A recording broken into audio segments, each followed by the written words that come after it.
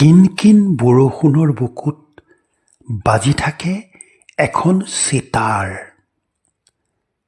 কাৰো মুখ নোচোৱাকৈ, কাকো মুখ নেদেখুৱাকৈ পাৰিবনে বিলীন হৈ যাব শূন্যত এই অমীয়া জোকাৰ?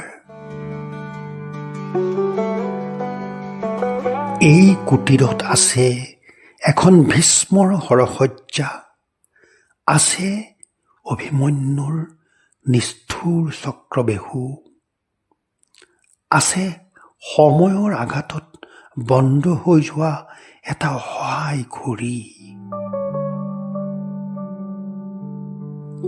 তাৰ মাজতেই কবিতাৰ আশাত জীয়াই থাকে এজন নিঠুৰ হোৱা কবি।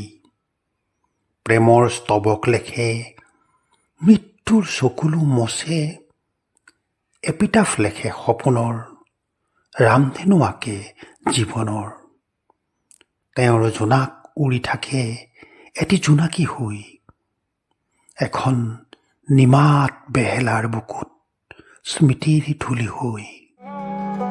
বিষণ্ণ আবেলিৰ খোজৰ পথত থিয় হৈ নীৰৱে চাই থাকে এজাক হাঁহি, কোলাহল, এখন চাইকেল আৰু এটা ফুটবল।